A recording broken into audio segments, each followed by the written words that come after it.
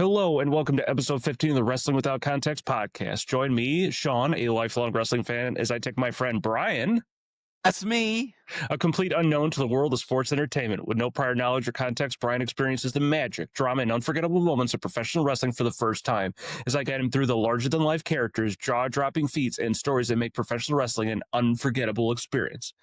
Hello, everyone. For those who are joining us for the first time, welcome. The way the show works is prior to recording the episode, Brian and I watch a match that Brian has never seen before. And we also watch something wrestling adjacent, a segment, a promo, a TV show, monster truck sumo match, because everything is wrestling. Please subscribe to us on YouTube at Wrestling Without Context, where you can find the video version of this podcast. Please subscribe, give it a thumbs up, leave us a comment, and we will give you a nice little shout. We are currently at 27 subscribers. Please help us get our dirty 30, and maybe we'll do something a little special for you all. A little flirty 30. Flirty dirty 30. You can also join us on Patreon, where you can subscribe for the low price of $1. That gets you access to the audio and video version of the show ad-free. You can also get bonus content, such as my bi-weekly show, The Heel Turn, where I give my unfiltered wrestling thoughts on wrestling, my life, or anything else that might pop into my head. This month, we'll also be doing a mini bonus episode where Brian and I just watch a match and talk about it, so be on the lookout for that. You can also find us on most forms of social media, Twitter at Wrestle WOCNTXT, at Instagram at Wrestling Without CNTXT, at TikTok Wrestling Without CNTXT, and also you can click on the link for this podcast wherever you are consuming it for easy access to all our content and socials. Hello, Brian. Hello, it's great to see you again. Yes, great to see you. It's been a minute. It's our last episode, episode 14. We got to interview a wrestler, Mr. Johnny Clash. How are you feeling about that? I feel good about it. I really had fun talking to him. It was kind of eye-opening, everything that goes into just like one match and everything like that. You don't really think about it. I mean, you kind of think about it with like sports teams and stuff. Yeah, I go to practice, go to everything, but I never really thought about it for like wrestling. I always thought you get ready, you show up on the night type of thing, but like there's so much more that goes into it off screen and off stage and stuff. So it was really, really cool to hear his insights on it. Yeah, it was funny hearing how we started, where you asked him that barn burner. I asked him the one question that he hates everybody asks, and I was like, oops, I did the one cardinal sin. Yeah, exactly. And I tried to explain to him, like, hey, Brian just doesn't know. Brian, please be nice. Like, there's no pretension. Like, because sometimes you get those interviews like, so tell me, how did you get into this thing we call wrestling? And that's something I've been thinking about, because I went back and I listened to it. It's like, me, him, other people, when we talk about wrestling, we have like such bad connotation when it comes to wrestling fans and people asking questions and stuff like this. It's like, oh my God, I can't believe it. When it's like someone that asks it was like a genuine question. Exactly. Like that's what I talk about, where it's like wrestling fan, no one hates a wrestling fan more than another wrestling fan. Mm-hmm. It was also very funny. You called it choreography at one point, and he jumped out of his shoes. Like, it's like, shall you call it choreography? I'm like, I know. Like, what else is it? What should I have called it? What was a better term for it? I don't know. Moves? Wrestling. Moves, wrestling. How do you just say practice? Moves. Yeah. I mean, I like the way you move. Moves like Jagger. Yeah, so that was our last episode. What have you been up to? Have you been up in the sky? Have you been teaching? I've been up in the sky. It's been great. I did a couple cross countries. I have my first commercial student, which is really nice. So teaching. What is a commercial student?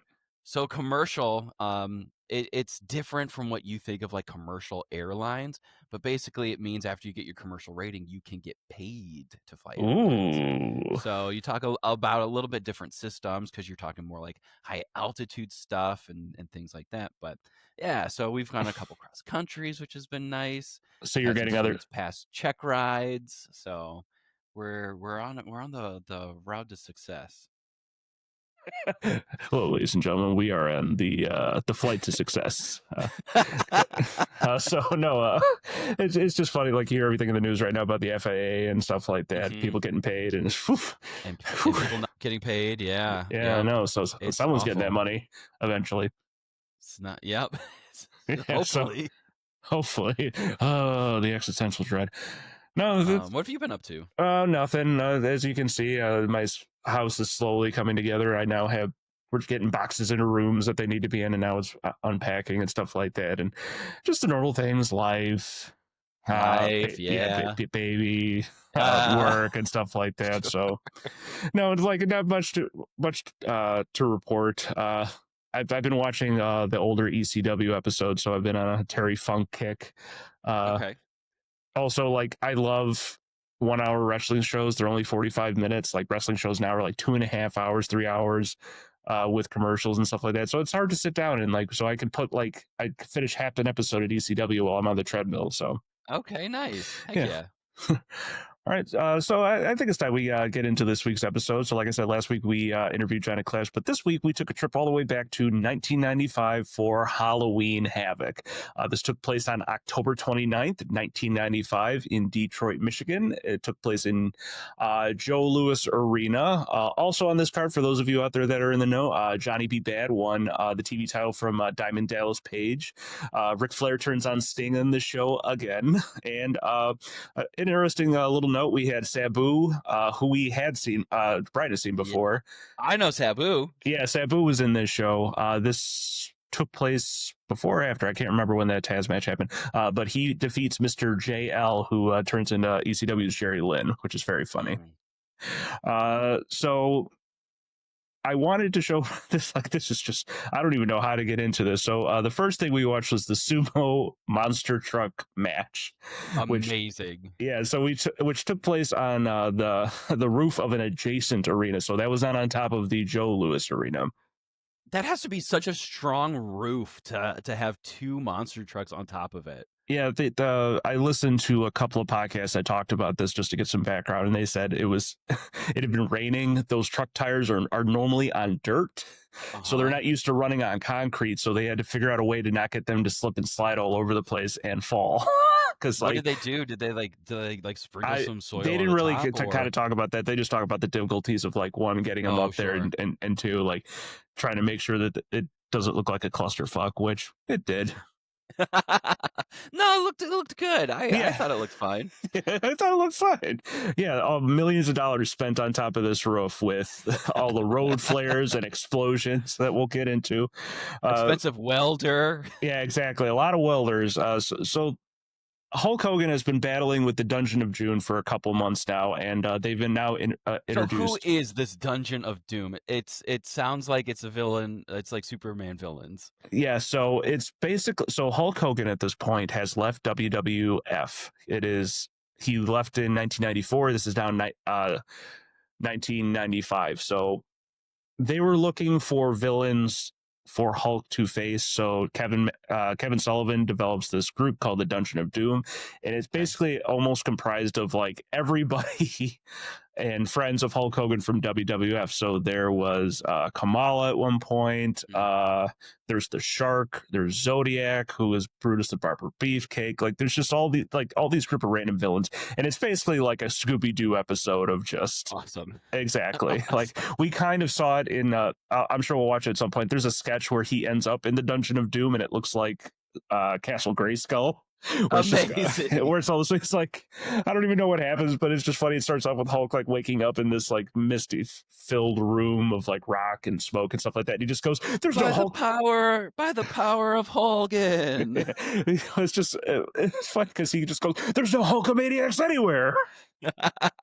So he gets trapped. I don't know how he gets out, but and that's how we get the Giant, who's been insinuated as being the son of Andre the Giant, come back for revenge, because he's this big, tall man that I can't remember if it's Diamond Dallas Page or Hulk Hogan that finds it, but they found him in a nightclub and were like, "Oh my God, you're gigantic and you can move. Have you tried wrestling? Come with us. We have a job Exactly." for you. And so they train him for a little bit, and this is like his second match. Eventually, it's going to be his second match ever. So Eric Bischoff has talked about this, where they're trying to get a licensing deal with these monster trucks. So they're like, let's do a monster truck sumo match on top of this. So they're like, oh, is this going to be this big, great idea? And then they have to actually film it. So Giant's been going back and forth with trying to, he runs over Hulk Hogan's motorcycle before this pay-per-view, and Hulk's like, I'm gonna face you with my own monster truck. And they build Hulk Hogan this big monster truck with these big arms coming out of him, which would have been funnier if it had, like, his head on top. Yeah, yeah. There was It's just these arms wrapped around. I'm not sure when they did it, but there's a Macho Man monster truck, and Macho Man was wearing cowboy hats. Whereas there's like a Macho Man cowboy hat on top of it. Amazing. Yeah, and so the premise of the match is that we have these two monster trucks that are welded together in the front, and they have to push each other out of a quote unquote ring. Not a great welding job from the guy that starts. He sits down there for like 2 seconds. All right, they're good.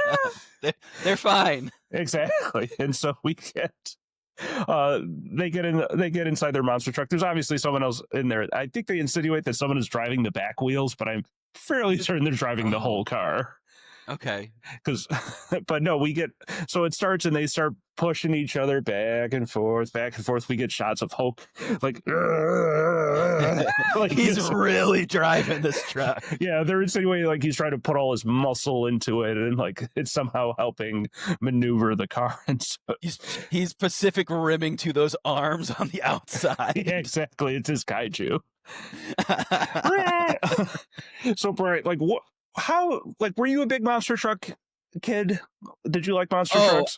I knew they were out there, and I honestly I want to say I did go to a monster truck rally once. I don't know.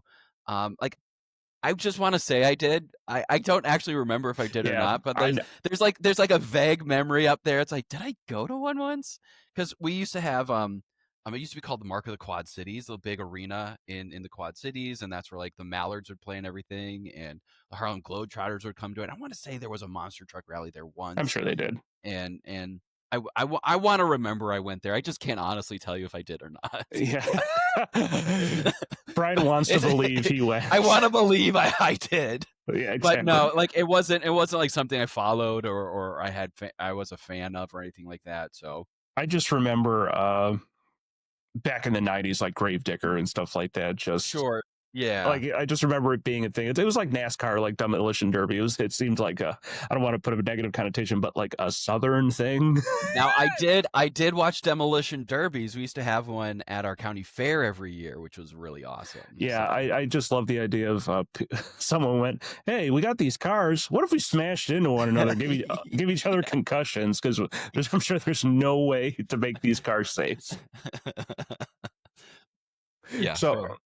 So like there's only so much you can do. So it's like maybe 5 to 7 minutes of them pushing each other back and forth. Mm-hmm. They're trying to explain of how dangerous this is. And it gets to the point of like, why are you even allowing them? Like someone was like, well, there's alcohol in those cars. And if they hit, so apparently there are 2 charges sitting randomly. They don't tell you where they are, but they're like, oh, if you go up and the car doesn't get disabled or blown up, you have to I think it's where those big boxes of fireworks are. I think that's where the charge is. Pay no attention to those. So they keep going over all this stuff. At one point, the guy that set up the monster truck was like, yeah, if they drive over then alcohol, there could be a large explosion. I'm like, I feel like there's so much liability going on with this match. So much. And they're not wearing helmets either. Oh yeah. So, maybe we should put them in helmets if it's so dangerous. Maybe give them a parachute in case they fall off, spoiler alert, or something like that. Yeah, that's the other thing. So, like, they're filming it, and it seems like there's just no one out there with them. Like, there's no... Absolutely not. It's just big helicopter wide shots of them doing it. It's like, where's security? Like, Big Show, or not Big Show, I'm gonna mess that up a bunch. The Giant, he eventually becomes the Big Show in WWE. Is that? I know the name, the Big Show. That's him. That's the Giant. Yeah. So, you've seen him before. So when we went to that one wrestling show, All Out. That one wrestling show that I went to. That one. Yeah. So we had the CM Punk Darby Allin match, and then there was a match in between that and the main event, and it was the big, gigantic guy that was just kicking the crap out of the smaller guy. That was technically it was the Giant. Oh, okay, cool. He was his real name is Paul White. Paul White, okay. He was also Captain Insano in The Waterboy. I haven't seen The Waterboy. Oh man, Brian. Oh no, I know. That was right in that. I was gonna say, cause it was right in that area of the good Christian Brian. It was right in the area I couldn't watch movies. Yeah. the Yeah, well, world. pop on Netflix. Pop on Waterboy. Very good movie. Okay. Henry Winkler, great movie. I love Henry Winkler. Yes, I could very. watch Happy Days. I could watch that show. Yeah, of course you could. I mean, these days are ours. That's right. That's right. So eventually they do hit one of those charges, but it definitely goes off way away from where they are, like in the back. It's like behind them. Exactly, like off and to the left. It Off. wasn't in the ring at all. Yeah, exactly. But then Hulk seemingly hulks himself up inside that monster truck and is able to push the giant out of the ring and gets him all the way out. And they started seeing, was like, oh my God, is he going to keep pushing him? Even though there's clearly a ledge that would prevent them from going over. You can't push him over. So again, there's no security. There's no one out there and like with fire extinguishers or something. And so the giant, for having trucks that could be lit on fire from these explosions, there's no fire protection. So I don't know how long a road flare lasts, but they had those like construction dollies all around it, and they had road flares set up on all of them. So I can only imagine every time they had to go up, that one's out, up, that one's out, up, that one's out, and had to keep like stop. They pause the camera. They go relight it. So the giant gets out of the truck and threatens Hulk Hogan. Hogan then has to come around his truck. Hulk Hogan doesn't drive away. Right. Like, well, he can't. He's welded to another truck. He can't drive away. Oh, good call, Brian. He can't drive away. He's welded. So they start fighting towards the ledge, and they very slowly and surely just, yeah, all right, we're gonna, and they're going, no. So Hulk drops the arms. They're like in a double chokehold. Hulk drops the giant's arms, and giant does that like the waving arm of he falls up, and they're like, oh my God, he fell in the river. And Hulk is just like, first oh, they don't know where he's fallen. The parking lot, the river, who knows where. That becomes a point of contention later. So Hulk's like, oh my God, help. And Hulk starts running back. And again, there's Get somebody. Oh God, I got to run down these stairs and stuff like Oh man. So this was filmed. Obviously, this is not live. This was filmed. That was not live. Oh, I really thought that was live. No, I really thought that was taking place like before the match. No, that was filmed the night before. Oh, they got me good. They really got me good. That's why Brian was so invested. So it's also apparently that building is not anywhere near the lake river that they were supposedly saying he fell in. Oh no. They were just insinuating it was, so like that was another big thing. And so like they're like, oh my God, did the giant drown? Like, are we still gonna have a match? And then they proceed to have another match in between this and the next. So I mean, they didn't stop everything because a man died. Exactly. Nothing stops. The show goes on. But like they're just going back and forth, like, oh my God. So they have another match, and then it goes back to Tony and Bobby. And Bobby, I don't know if he was told to kill time, if they're like, all right, we need to speed this up, because I don't think the match before that, Lex Luger versus Macho Man, would have gone too long, because Lex can't really wrestle all that well, and they'd already wrestled earlier in the night, so I'm sure they didn't want to do a 20-minute match on top of that. So Bobby's like, oh my God, he's yelling at Tony Schiavone. He's yelling for a walkie-talkie. He's like, it's 1995. Does anybody have a walkie-talkie? Yelling to the crowd. Does anybody have a phone? He eventually he tries to leave at one point to go outside. He then he then comes back like 15 seconds later going, there are 500 people at the door. No one can get outside. Yeah, it'll take me 2 hours to get out. He's like, can someone please tell us anything? It's like he's being tortured. Yeah. Let me get down on my hands and knees. Do you want me to beg? Yeah, he eventually begs to Tony Schiavone. Tony Schiavone's trying not to lose his shit. He's like, just let him go. Just let him go. And eventually hang on. So I completely forgot about this. So I do have some Dave Meltzer dirt sheets for this, and let's talk about.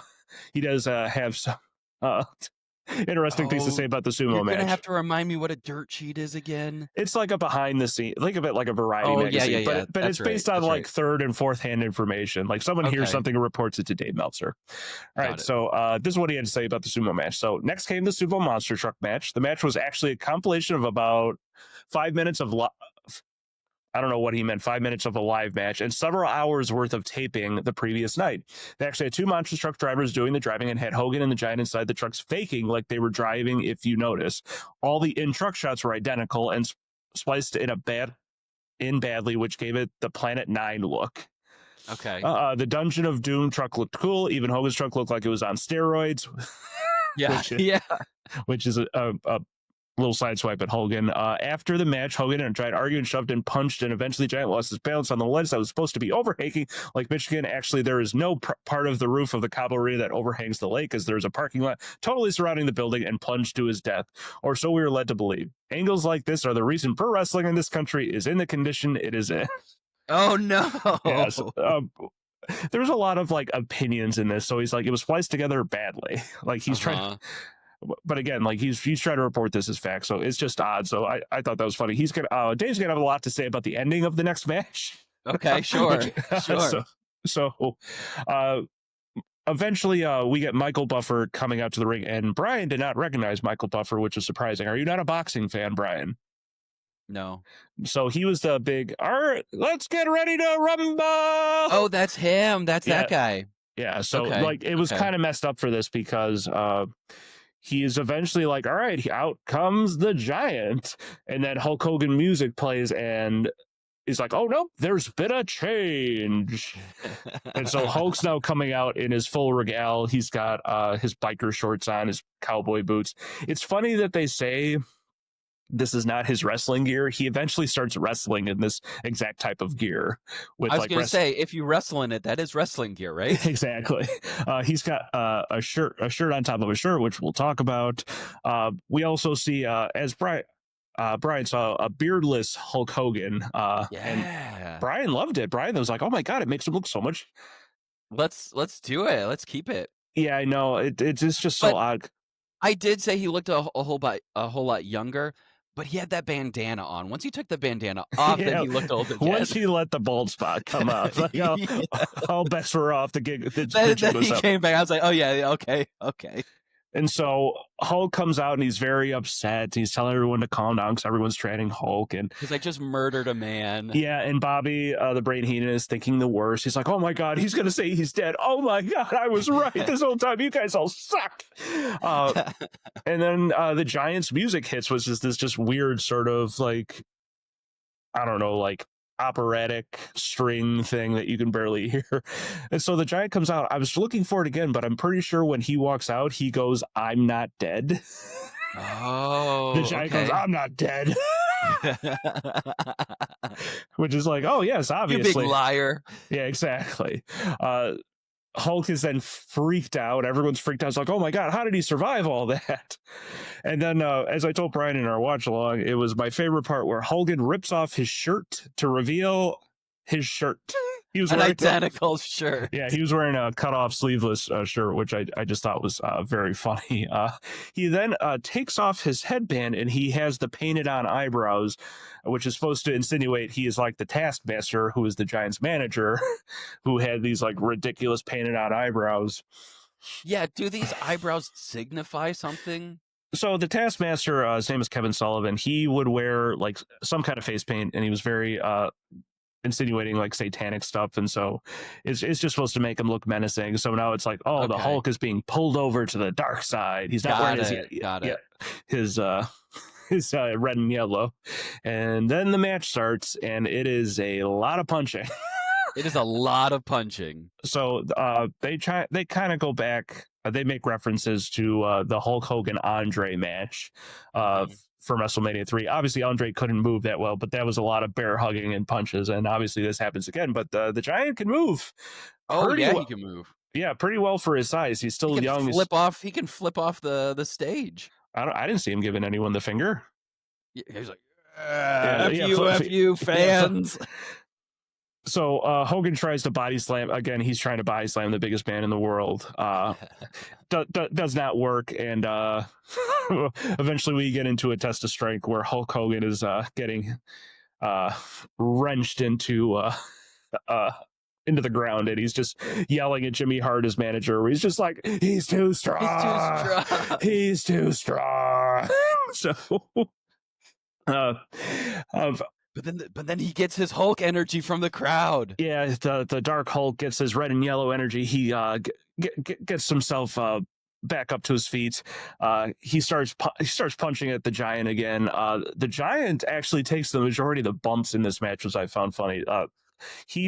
Hulk gets body slammed maybe once or twice, but like his back never really hits the ground all that much. It's like the Right. Giant clubs him on the back, punches him, back rakes him, hits him in a bear hug. What was it? The Giant falls on the ground maybe a couple times, and there is a very nice spot where Hulk gets him on the ropes. Hulk clotheslines him, and he Yeah. Big Show. See, I did it again. Big Show. The Giant falls backwards into like a backward stall. I was like, oh, that moves pretty well. They eventually get out to the ring where he tries to leave with Kevin Sullivan, and it's pretty funny. Kevin Sullivan is so short that he Right. Hulk tries to whatchamacallit, hit them. He tries to do a double headbutt like he normally does, but Kevin Sullivan is so short that he can't even get. He would have to like hoist him up to get him into the head. So Kevin Sullivan's hit the Giant into the chest. He gets the Giant back in the ring, but the Giant seemingly turns the tables again with a couple of eye rakes, and then we go into the world's longest bear hug again. Oh man, it was a long bear hug. Yeah, it eventually gets to the point where like they're like nuzzling up to one another. And we're like, are they making out? They're kind of dancing. Yeah, they're dancing in the ring, and it's like, at one point, like it cuts to Kevin Sullivan, and he's just staring at them, like, oh Jesus Christ, I can't believe, because Kevin Sullivan was actually the booker. He was the one that was determining the match. So I'm sure he's like, man, I really thought this was going to be good. It's not going great. But then eventually we get the Giant ends up choke slamming Hulk Hogan. And then we get our third hulking up moment. Yes. Where Hulk gets back up. He's like, oh no, you can't keep me down. So he does it. Oh yeah, he eventually does like the finger wave to him too. He starts punching at the Giant, and then eventually he actually does get the Giant up, and the Giant goes up much nicer than Andre did and slams down. So we're like, oh, great. He's finally going to beat him. So Hulk goes back for his patented leg drop, and then the camera cuts. I don't know if it was intentional, but someone hit the ref or pulled him out of the ring. We don't know who. There's only one person that was standing next to him, and he's playing dumb. He's like, I don't know what happened. I didn't do it. Exactly. So he jumps up into the ring, and him and Hulk are like, oh my God, we got to get the ref back up. So they try and get the ref back up, and then Jimmy Hart with the championship hits Hulk over the back. And oh my God. So Hulk realizes it because Jimmy's a little bit of how do you say it? He's a scrawny guy, so I'm sure he didn't use all that much force, but it gives the Giant enough time to pick him back up and throw. Hulk tries to fight back. He's getting beat down by Kevin Sullivan and Jimmy Hart, and then Jimmy is seemingly calling out for somebody. On second watch, he's calling out for Lex Luger. Luger and Macho Man come out, and then Lex Luger goes after Macho Man. Like Lex Luger seemingly turns heel. It's just turning into pure chaos. Like it went from a one-on-one. Was like Lex and Macho Man, were they supposed to come out and help Hulk then? So at this point, so this is 1995. So WCW Nitro has just started. Lex Luger, the previous month, had come over and had confront from WWF. It was this big thing. He showed up on live TV. It's like, oh my God, it's Lex Luger. He wants a shot at Hogan's belt. So basically, like he plays like this in between role because him and Sting are friends, and Sting's a babyface and stuff like that. So it's been like foreshadowed that he's going to turn heel on somebody because they're both fighting for a championship spot. So obviously he's going to, even though he has no chance of getting a championship match out of this. I can't remember if he won his match with Macho or something like that. Or I think that's what they were fighting over, is like the next title shot. So.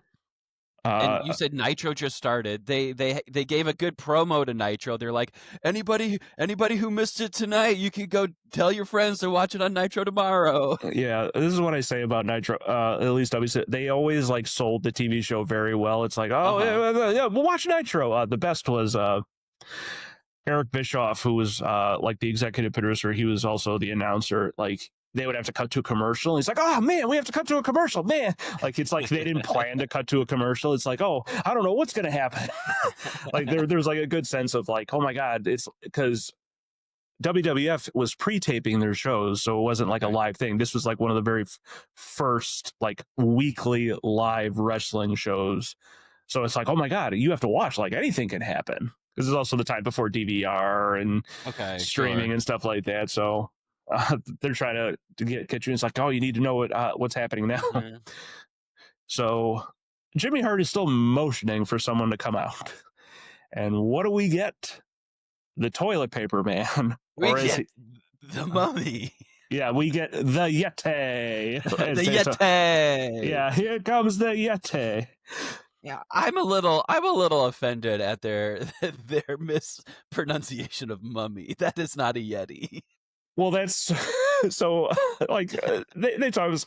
Like that's the thing. Is like it looks like a mummy. Like yes, it does look like a mummy. Like how can you mess that up? Well, like, and Eric Bischoff, when he talks about it, doesn't lay blame to anybody. It's like they were trying to get this big, huge guy, and it was supposed to be like a suit of some kind, but obviously the suit didn't work.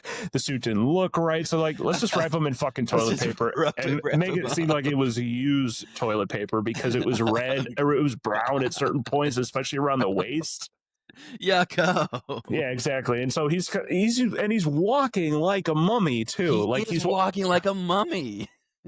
So I'm pretty sure the guy's name is Rich Rees or Richard Rees and stuff like that. He was huge as well. Yeah, so he was even taller than the Giant. But what was made aware to me when I was listening to another podcast is he has short arms for being such a tall guy.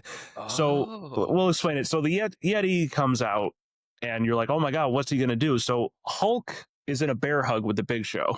The Yeti then runs up behind. No, with the Giant. Did I say Big Show again? Yeah. I'm sorry. He's big. He was Big Show longer than he was. That's okay. Giant. That's okay. And it's a much better name, obviously. It is a much better name. So the Yeti then comes up behind Hulk Hogan, and he's supposed to wrap him in a double bear hug, but his arms aren't long enough to reach around both Hulk and the Giant. So it's like he's kind of like slow dancing with Big Show in between. But he then like his pelvis is not near him, but he starts shaking like he's having sex with him. I mean, that's why at middle school dances they would always say "Leave room for Jesus," or "Leave for very, very good. Leave room for the Big Show." No, leave room for the Yeti. The Yeti. The Yeti. I'm saving myself for the Big Show. I'm saving myself for the Yeti. And Hulk's like, I don't know what the hell to do. So he just falls. And then the Yeti like walks around. Yeah, he's just like walking around like, Lex has had Macho in the torture rack, which is basically he puts the guy on his shoulders and then he's just like bouncing him up and down. So the Yeti, someone's holding Macho up, and obviously they want Lex to put him in the torture rack, but the Yeti's like, I guess I'm gonna do it again. So he goes over and grabs him and tries to do it again, and Lex is like, hey. He's like, no. He like literally hits him on the arm, like, hey man, I'm supposed to, like, did no one go over this? Did someone forget? Was it not in the run sheet? Someone go off script?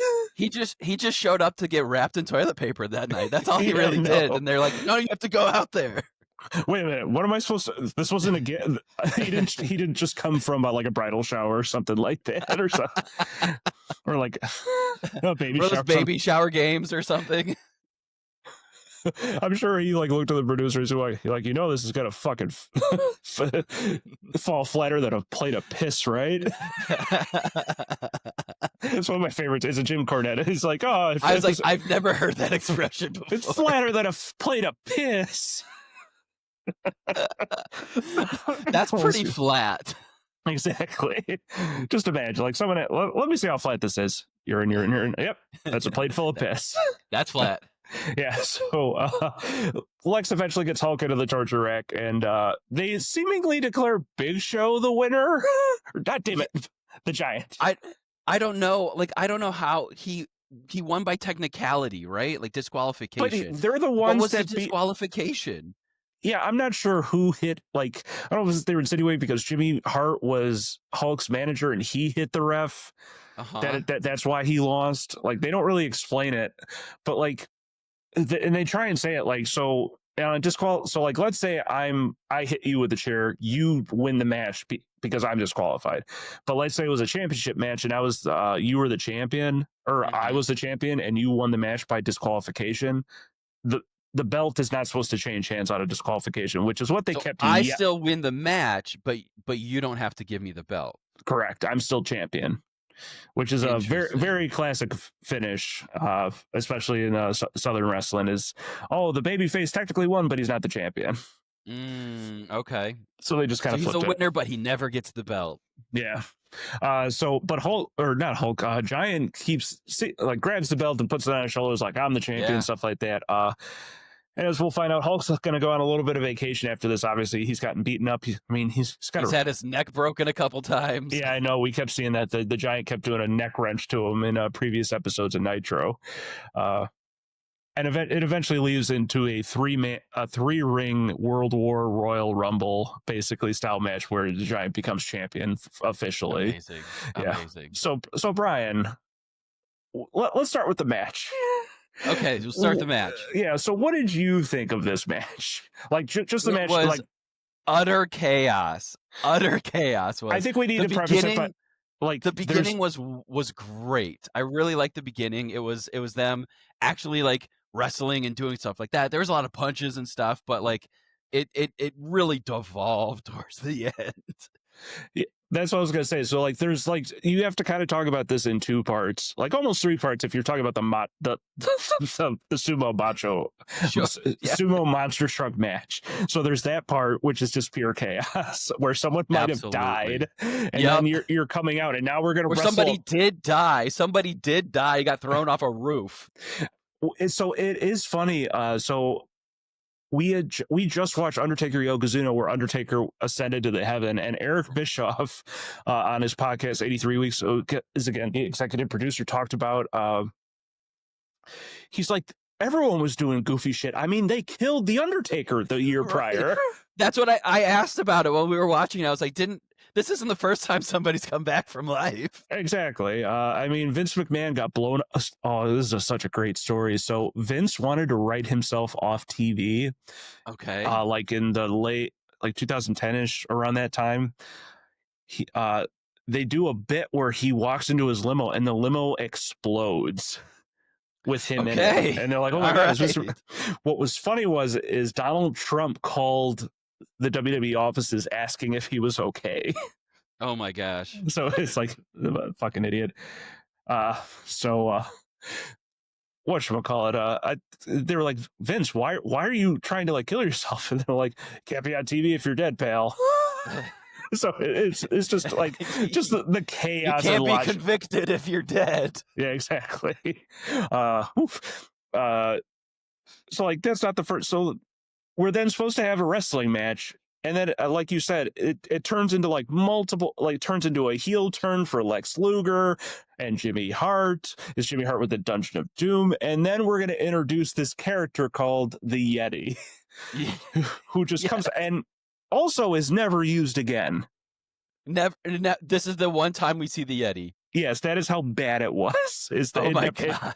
This is considered like one of the like. There's a book. It's called Wrestle Crap. Okay. Where it just goes over moments like this, and this is considered like one of the most dog shit moments in all professional wrestling. Of like, Can we talk about who is the master? This is I don't. So like, I have to look this Legion up. of Doom, right? The Dungeon of Doom. The Dungeon of Doom. Was he like the head of the dungeon? So this is what Wikipedia says. So Dungeon of Doom was created as a stable of wrestlers born from WCW lead producer Kevin Sullivan, the Taskmaster, hatred of Hulk Hogan. It was dedicated to rigging WCW of Hulkamania. Three Faces of Fear, which had a similar goal. The real life goal. After Sullivan defeated the man with no Slamboree in 1995, the Master told Sullivan he was the Taskmaster of the Dungeon of Doom, that the task was to destroy Hulkamania. So yeah, I guess he's the overarching. Okay. But like I said, like this turns into like the Shark, Mang, the Ugandan giant Kamala, Zodiac, Big Van Vader, I guess, is also at one point. Uh, and then eventually the Giants. So like that was just like a Okay. weird dude. Like he was just basically like a manager that you never really ever saw. It was Okay. it was like a Sunday morning stupid sci-fi thing. Nice.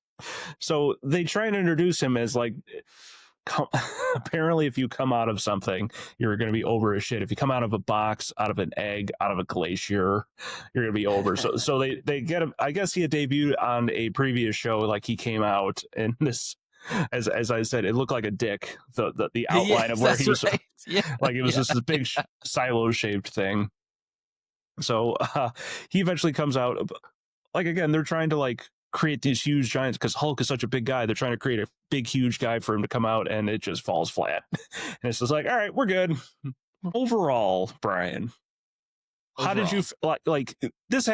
This all happened in one night. We got a monster truck. We got Yes. Hulk Hogan. We got the Yeti. Like, how ridiculous was this to you? Like, is this completely ridiculous? Not to say it wasn't fun. It was super fun, and I loved it. But completely ridiculous is what it was. Ridiculous. It was funny. So Bobby, towards the end of the pay-per-view, goes, "You'll never see anything like this again," and we don't. So let's go back to Mr. Dave Meltzer and his dirt sheet. So I have to try and get through this without laughing. The Yeti, who turned out to be Ron Reese, wrapped up like SMW's Prince Charmin, since Giant Gonzalez. I don't know what that is a reference to. I'm sure it's Smoky Mountain Wrestling's Prince Charmin. So it sounds like they someone also was wrapped in toilet paper because they were the shits. So apparently, it's supposed to be another wrestler. His name is Giant Gonzalez, who got hospitalized. But Ron Reese, who's a good 3 or 4 inches taller than our original Giant, combined for a double bear hug on Hogan. At least that's what I hope it was, because it looked more like a kinky sandwich. Yes. Yeti isn't supposed to be a mummy, but it's supposed to be an abominable snowman from the Himalayas. They got it half right. Luger then put Hogan in the torture rack. Hogan and Savage were left laying as the Dungeon Dude left the ring. It started as a great angle, but turned into something campy in the worst way when the guy wrapped up in toilet paper showed up and tried to have sex with Hogan. And then he ends it with Giant left with the title belt. It's amazing. Like, yeah. So way to wrap up that fight. Exactly. Literally wrap in toilet paper. In toilet paper. So like I want to pull us out a little bit just to talk about what's going on in wrestling at this point. So at this point, WWF is running In Your House 4. They're starting to go towards a monthly pay-per-view sort of model, which WCW had already been doing. So in that match, we got Bret Hart versus Diesel. We got Owen Hart and Yokozuna versus Bam Bam Bigelow and Savio Vega. Bret Hart versus a wrestler called Isaac Yankem, DDS. He's a dentist? Yes, he's a dentist. Isaac Yankem. He yanks teeth out. Yeah, that's such a good name. I love that, because you do. You would what's the word? Shorten it to I Yankem. Yeah, I Yankem, DDS. I love it so much. But see, this is 1995. This is all stuff that was happening like 1985, 1987. Like everyone had a job, everyone had some kind of weird backstory and stuff like that. And so like wrestling is about to start evolving. ECW, which is going on, that they've been running for a couple years prior, they had what has been deemed the Fire Incident, where they've been doing their hardcore wrestling. Terry Funk comes out with a it's either Terry Funk or Mick Foley, who you were just watching this week. Terry Funk, right? Yes. So I'm in 1993. This is in 1995. Oh, okay. Yeah, so I'm getting there. Oh, you weren't watching a live, a current match? No. What we were talking about when we opened up. No, this was all from. This is like this is. I got it. Okay. Yeah. Terry Funk comes out during a match with a chair wrapped in canvas that's lit on fire. They get to the ring and a piece of the canvas flies into the audience and burns a guy who ends up suing. Oh, no. I don't think he ends up getting anything, but it was like a whole big thing. Okay. And like I said, WCW is now live every Monday, and they're going full price pay-per-views every single month in your house. WWF has their big pay-per-views, Survivor Series, Royal Rumble, full price, but they're doing these smaller ones called In Your House. The wrestling business as a whole is not doing great yet. Okay. WCW is still trying to find its footing and stuff like that. But like, it's fun for me to watch things like this because I know what's about to come. Because we're about to hit like one of the hottest periods in wrestling right before it. But it's almost like you need to break it all down and make it a complete clusterfuck before you can branch back out. Okay. You So tear it down to build it back up. exactly. And so it's like they're finding out what works and what doesn't work. And obviously with Hulk, who eventually leaves for a couple months, comes back, and then they do the huge NWO angle with him at Bash at the Beach in May of the next year, and it skyrockets everything. Hulk Hogan has a renaissance. WCW eventually starts beating WWF in the ratings, which has never happened before, and it leads us into like probably the peak years of professional wrestling. And so it's fun for me, but like it's also interesting for you because you're going in going, I don't know, like I have no idea what's happening. yeah, exactly. Like we haven't hit the whole Flying Brian Stone Cold gun Yeah, incident yet. sure. It hasn't become real yet. Yeah, so that's eventually where we're going to be headed. ECW had been working on it, where it's like we're doing more realistic angles, and these are real people with real names having real world issues. It's not a supernatural Right. dungeon We of don't have doom. monsters breaking out of penises over here. Exactly. That's another show.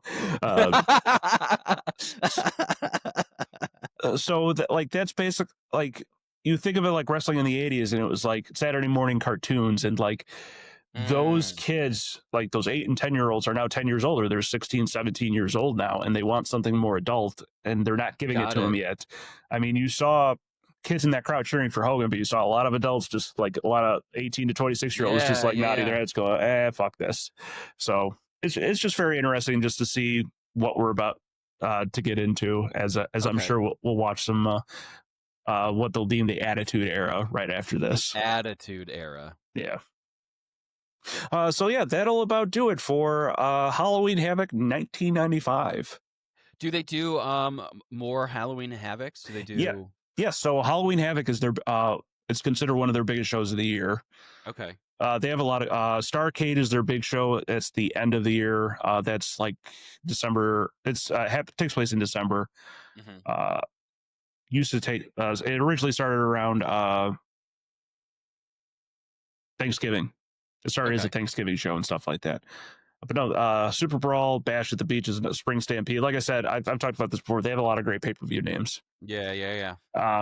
And WWF, since they bought them, has used the Halloween Havoc name Do as they well. Try to keep it like spooky themed every time? Yes. So there is a match where I'm sure we'll watch where it's they call it spin the wheel, make the deal, where it's like they have two wrestlers and you spin a wheel and it's like a big saw blade, and it's like, you're gonna face someone gets electrocuted at one point.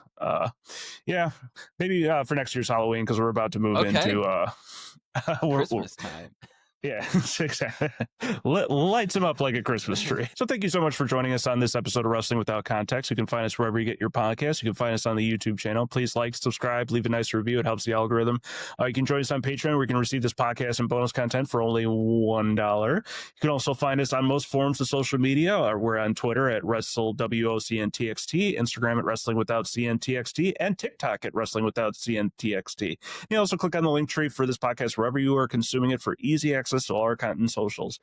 So, Brian, when this episode drops, we will be moving out of spooky season, and we'll be moving into the month of November. And November is notorious for many things: Charlie Brown, turkey, mashed potatoes, but it is also notorious for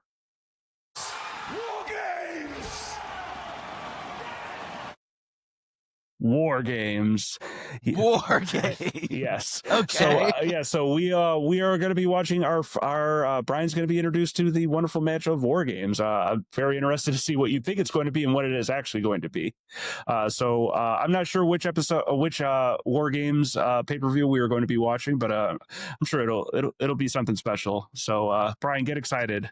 I'm excited. I'm pretty sure Matthew Broderick's in a movie called War Games. Yeah, there are definitely no computers involved. No computers in this one. Okay. Yeah. So we went from monster trucks and now we're going into War Games. War Games. I love it. Yeah. So that'll about do it for us. Brian, anything before we leave? Anything before we leave? I've been playing Ghost of Yotai. Yes. Are you enjoying it? It's great. I do love it. It's really good. Really People are good. like, "Oh, so they made Kill Bill." Like, she's even wearing Yeah, yellow. yeah. Maybe, sure. It works. I love it. I'm not gonna complain. Yeah, I just hear everybody hearing it's like, "Oh, it's so woke," because It, there's it's some not. I mean, if it's woke of a woman killing people, sure, maybe that's woke, I guess. I don't care because it's so fun to play. I will say, like, I've never liked the Ronin hat. What I'll deem the Raiden hat, like this. Ooh, it's the only hats I wear. I mean, you can wear headbands and stuff too, I would rather but wear a headband. Like I there's would, some samurai hats in there that you can wear that are pretty yeah. cool. I like the full. So I kept meaning to. One of the things, like, I kind of noticed, but then read up on it afterwards. So in the Ghost of Tsushima, Yeah. Uh-huh. if you go the Assassin's Creed style and you do all the underhanded shit, the weather will change into more like storms. Yeah, the thunderstormy. Yeah, so I kind of wanted to go back and play full samurai, where it's like you can call the people out and stuff like that, and do it Uh-huh. honorably and all that fun stuff. And you can do either in this game because she's not really a samurai, she's a mercenary. Yeah, So you can start off the battle calling people out to you and you can fight them like head on, or you can like sneak around and stab them in the back. It's so yeah. fun. It's so good. So I was constantly in samurai armor and never really used like the Ronin stuff, because I know there was like those little side missions where you had to fight all those guys, or fight all the swordsmen basically in the first one. Yeah, yeah, yeah. Yeah. Uh, What I'm, about you? I'm not really playing anything. Like, I'm playing You've been Madden. busy. You've been Yeah, doing stuff. exactly. I haven't touched Death Stranding. I'm probably gonna wait for Ghost of Yote to go on sale in order to pick it up. It'll probably be a winter break thing. Yeah, Uh, sure. exactly. I'm trying to think of anything else that's coming out that I'm like really looking forward to. Nah, Pokemon? No. nah. Sorry, not real. Like, I have I'd rather play Pokemon Blue on my Game Boy Color than all this Heck stuff that yeah. they're. Yeah, exactly. All right, so that'll about do it. Thank you so much for joining us, and we will see you next time. Bye. Bye.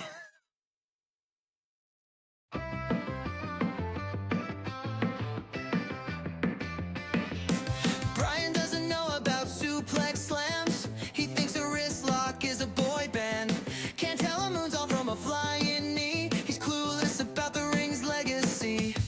He called a steel cage a fancy shit.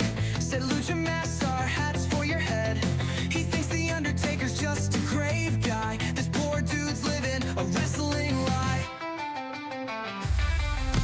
Brian doesn't know the ropes or the show.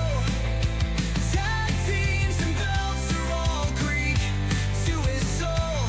Every finisher he calls a we spin move. Brian doesn't know he's got nothing to prove.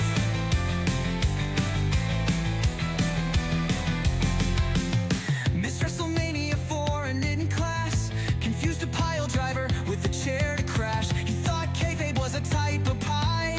Stop pretending, kid, we all sigh. The crowd chants loud, but he's writing checks. He thought a headbutt was just bad next. We tried to teach him the world of the ring, but Brian shrugs off everything. Brian doesn't know the ropes or the show. Tag teams and belts are all Greek to his soul. Every finisher he calls a we spin move. Brian doesn't know he's got nothing to prove.